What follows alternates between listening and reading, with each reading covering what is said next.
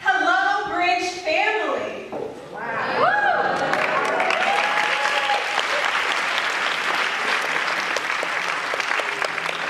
Now, when I say Bridge family, I'm talking to everyone in this room, including this year's Bridge class up front. Hey, I see you. How are you? And all of the support that's in the back, I see you as well. And the support that didn't make it here, whether they're working, they're too far, I acknowledge you. Thank you for supporting the Bridge students that are here. Now, to my young kings and queens and everybody in between, it is an honor to be here in front of you. No, really, it is my honor. Because, I might have heard this before, but has anyone told you that you are the future? Maybe.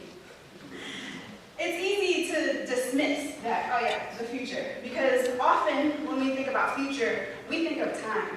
We think of the future as tomorrow, or next week, or after I graduate.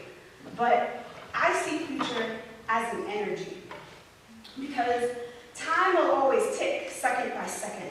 But what actually happens, what happens in the future, is dictated by you and your decisions. So, you, as future engineers, doctors, psychologists, and STEMists, are literally the game changers, and you hold so much power, especially as a collective. And that energy can and will change the world. So with that, it is my honor to be here. Now this power, I feel it right here, right now. Yes, this power can be intimidating, but because fear of the mistakes and the unknown can outweigh the excitement of options and possibility. But do not be afraid, because fear kills more dreams than failure ever will. Now, in these past 5 weeks, I'm sure you felt it all. Excitement, apprehension, fear, and triumph. Bridge, by definition, is more than that. It's about connecting from where you are to where you want to be. Now, right now, you're looking ahead to your first year as a college student. In 2008, I was right there with you. Allow me to share my road to where I am today. Now, I'm going to start with some realizations I had just before I arrived at UConn 11 years ago, which is insane to think about, but it really has been 11 years. So I grew up in a strict, sheltered household in Middletown, Connecticut. So that meant be home before the streetlights or before your father, whichever comes first. No sleepovers and no nonsense. As the daughter of immigrants, I recognized that my parents came here, like many others, to achieve that American dream. And as such, there was this internalized pressure to make their sacrifices worth it. Now, I told my parents that I was thinking about going to college, and I remember my dad saying, "Steph, we are so proud of you." Now, when you're picking a major, make sure you pick a career that is appropriate for women. Yeah. Now, I told this story last week to a group of middle school kids, and one of them said, "You should have thrown your dad out the window." I told her, you know, at the time, I wasn't strong enough to do that, not physically or emotionally, but what I did throw out the window was the notion of any shackles holding me back. At that moment, I realized where my self-value came from, and that is from the autonomy to decide what I want to do. Of course, I wanted to grow up and be like my mother, the queen that she is, my biggest cheerleader. She went to every basketball game, volleyball game. She helped with every homework assignment that she could. But I wanted to do that on my own terms, not someone else's. So with that, I realized my identity as go-getter. And I'm proud to say I'm the first woman in my maternal lineage to pursue a college degree.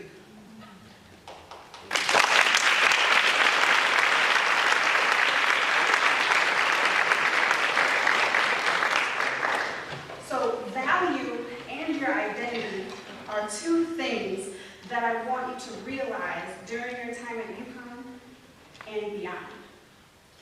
I want you to also realize that you are the navigator, both as the driver and the passenger.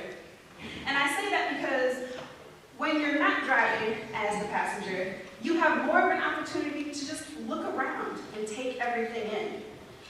And what you see helps build your knowledge base so that you can make informed suggestions as that side seat navigator. So as long as you're not asleep, you are in control. But right now, I want to switch gears. I want to empower you in that driver's seat. So I told you R from my road. I want you to continue down this road. So pick a letter. O, A, or D? D. Go ahead, shout it out. Go. D. D. Okay. Can you put all right. So D is for dream. Right now, my dream is to be a professor. This was not always my dream, but it's come to be as I learn more about what satisfies my soul on a daily basis.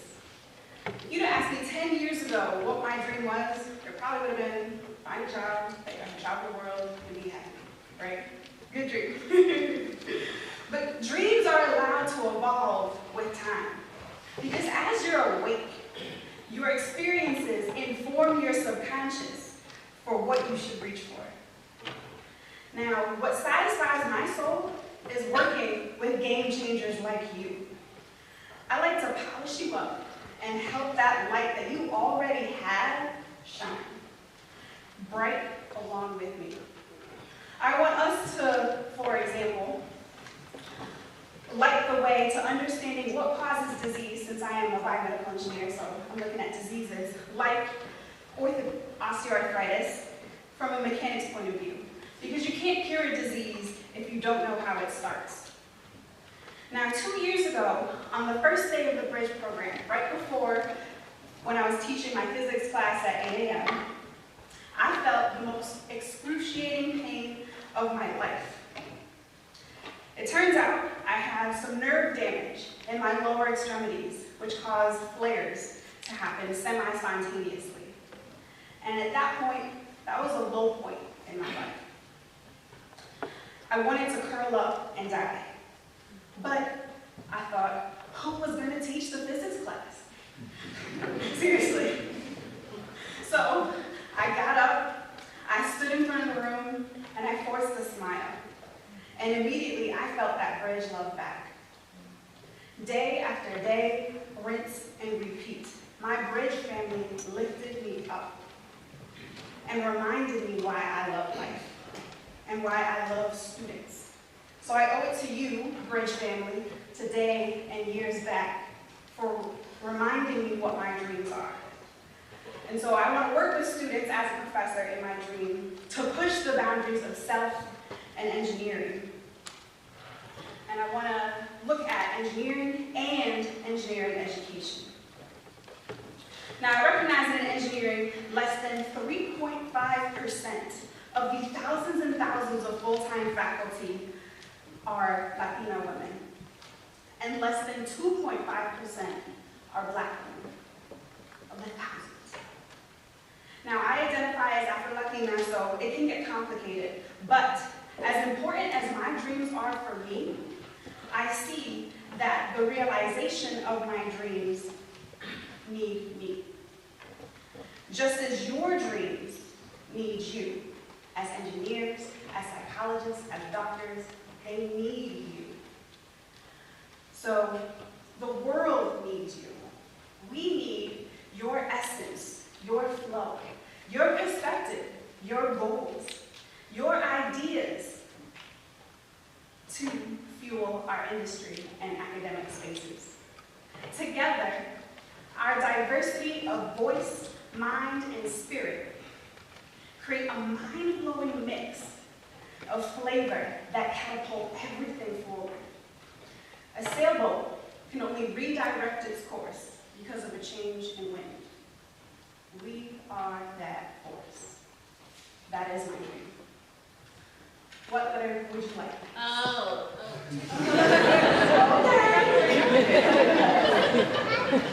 So,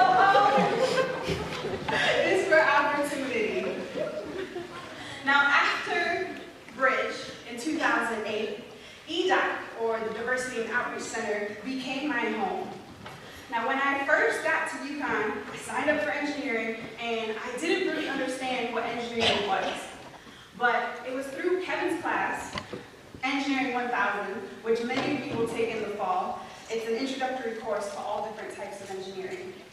And it was in that class that I fell in love with my major. And I learned, for example, that behind every great doctor, there's a great biomedical engineer. And that resonates with me to this day. I thought, where has the field of biomedical engineering, been all my life? And I wanted others to have that feeling of fulfillment too. So I began volunteering for every opportunity that Kevin emailed me. So you'll get these emails too, but they were for NYL, which is a conference for 8th grade girls on campus, to random tours of people showing up and saying, I'd like a tour. They called me. So I volunteered for everything. Kevin is a firm believer in the potential that young people have. So he's always looking to create as many opportunities as possible to help kids realize that potential and thrive. Kevin gave me the opportunity to teach for Bridge before I even knew I could teach. He gave me the opportunity to work in the office before I even knew what pivot tables and Excel were, which are amazing. You should learn about them. But most importantly, he gave me the opportunity to lead. So Kevin noticed that me, my best friend Danica, and our great friend Kayla, all of us were a part of Bridge 08, volunteered for a lot of different programs.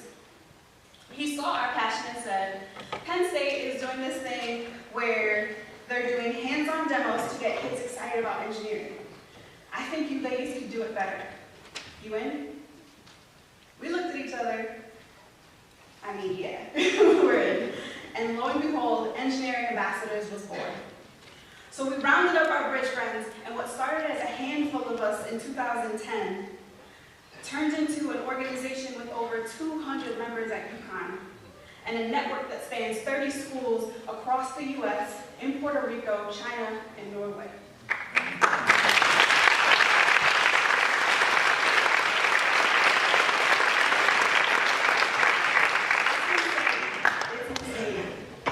Now, since then, I've been able to train 660 undergraduate students to spread the love of engineering from our home at UConn all across the state, Massachusetts, New York, all of these areas. And we do this both on campus and off campus. I've also, let me rewind here. Now that has reached about 44,292 K-12 students, which is mind-blowing. I've also taught through the Bridge program every year since 2008, except when I was abroad in Italy doing my master's. And it was a tough decision to retire this year. Like I told Kevin, I'm retiring from Bridge this year, after my 10th year of Bridge. And I did that in order to wrap up some of my experiments for my PhD. But through Bridge, I've been able to help prepare 548 Bridge kids, incoming freshmen, to UConn Engineering. And I've mentored 98 undergrad tutors on how to be teachers and mentors themselves. Now, you're probably like, why does she know these numbers, right? But I only know them because I seized an opportunity to speak at the Connecticut House of Representatives Appropriation Committee this year in order to show the state of Connecticut how UConn scholarship dollars reach more than just one person. It reaches damn near 50,000 people from their investment in one person in order to ask for state funding for UConn. All of this, is what can happen if you take hold of opportunities. But only take them if your heart is in it. That's all. Hey. A, yeah, that's all that's left. Thank you. So A is for affirm. A is for affirm. So just as my mom was my biggest cheerleader, I am a bona fide supporter.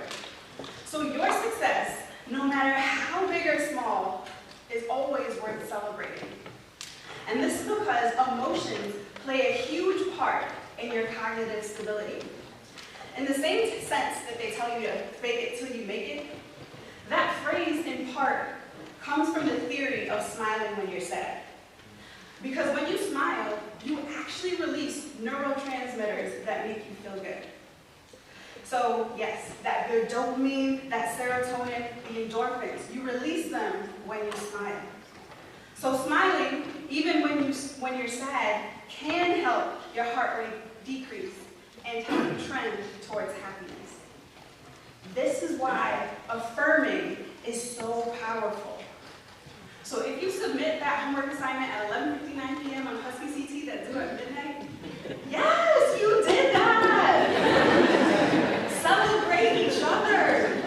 It truly matters. It truly matters. It helps charge up their power and yours. Because how can you hype someone else up without getting hyped yourself? Right? Mm-hmm. Celebrate each other. To this day, my best friend Danica, who's now in industry being a boss, she can message me in the morning saying she's nervous about some presentation she has in a meeting, and I'll message her about it later saying, girl, how did it go? She's like, I rocked it. And I'm like, I knew she would. But still, I say, yes, queen, I am so proud of you. I do. Affirm, affirm, affirm. This is your bridge family.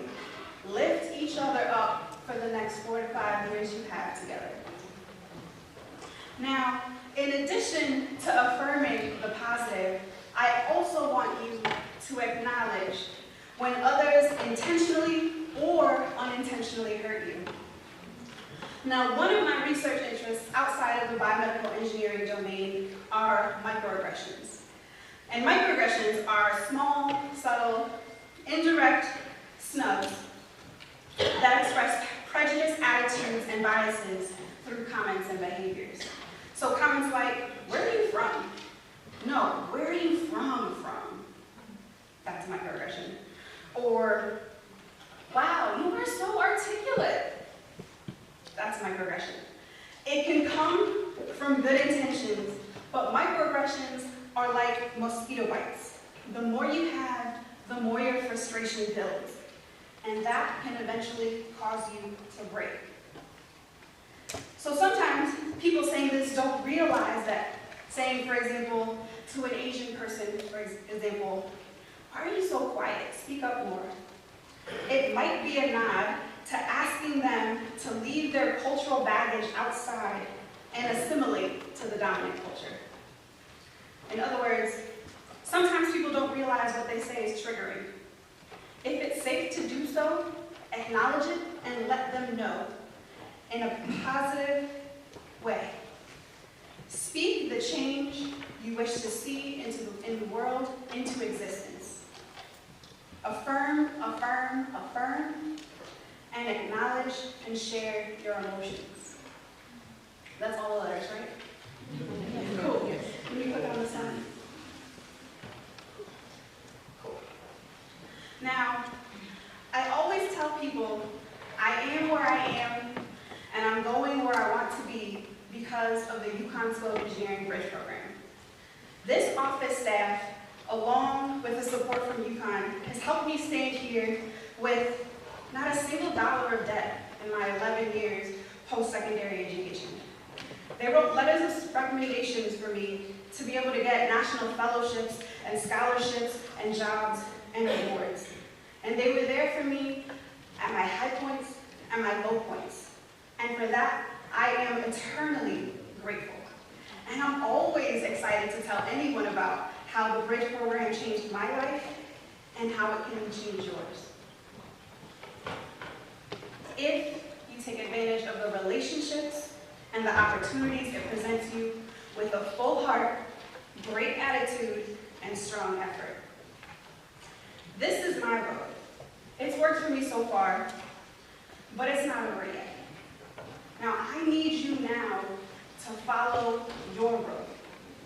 It could be the open road, it could be the road less traveled, but keep moving forward. And if you see a roadblock ahead, sweet.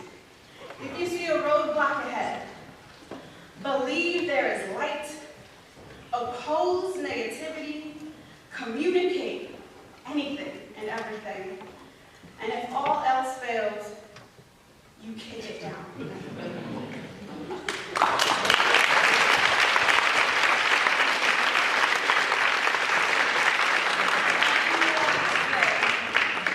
And when I was asked to give the keynote speech at Bridge, I thought, wow, that's amazing. But I'm not qualified to be a keynote. I didn't graduate yet. Seriously. Ask the CEO of a company, or an alum working in industry, or ask me next year when I'm done. I'm not there yet. See, sometimes you are your own biggest roadblock. Imposter syndrome is real. Identify it and kick it down. Believe in yourself, because I and the rest of this room sure as hell believe in you.